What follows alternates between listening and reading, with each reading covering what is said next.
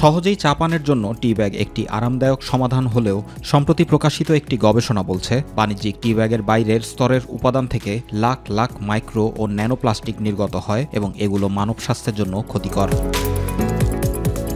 বার্সেলোনার অটোনোমাস বিশ্ববিদ্যালয়ের এক গবেষণা বলছে পলিমার ভিত্তিক উপাদান দিয়ে তৈরি বাণিজ্যিক টি ব্যাগ দিয়ে চা তৈরি করার সময় লাখ লাখ ন্যানো আকৃতির কণা এবং ন্যানোফিলামেন্ট বের হয়, যা মাইক্রো এবং ন্যানোপ্লাস্টিকের অন্যতম বড় উৎস।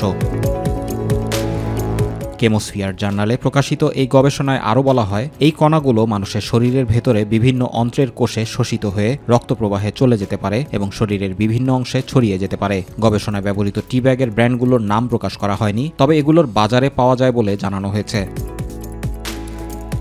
গবেষণায় ব্যবহৃত টি ব্যাগগুলো নাইলন 6, পলিপ্রোপিলিন এবং সেলুলোজ দিয়ে তৈরি করা। গবেষণা অনুযায়ী চা তৈরি করার সময় পলিপ্রোপিলিন প্রতি মিলিমিটার 1.2 বিলিয়ন কণা ত্যাগ করে, সেলুলোজ 135 মিলিয়ন কণা এবং নাইলন 6 8.18 মিলিয়ন কণা ত্যাগ করে।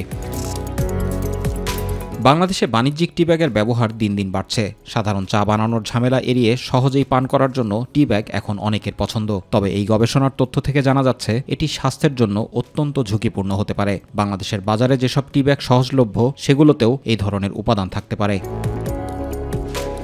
টি ব্যাগের পরিবর্তে বিশেষজ্ঞরা কিছু সহজ পদক্ষেপ গ্রহণের পরামর্শ দিয়েছেন, যার মধ্যে রয়েছে পাতা চা ব্যবহার করা বা টি ব্যাগের পরিবর্তে পাতা চা দিয়ে চা তৈরি করা, প্রাকৃতিক ছাঁকনি ব্যবহার করা যেমন ধাতব বা কাপড়ের ছাঁকনি দিয়ে চা বানানো নিরাপদ, চায়ের টেকসই ব্র্যান্ড বাছাই করে পরিবেশ বান্ধব উপাদান দিয়ে তৈরি টি ব্যাগ ব্যবহার করা। টি ব্যাগ ব্যবহারে সচেতনতা জরুরি।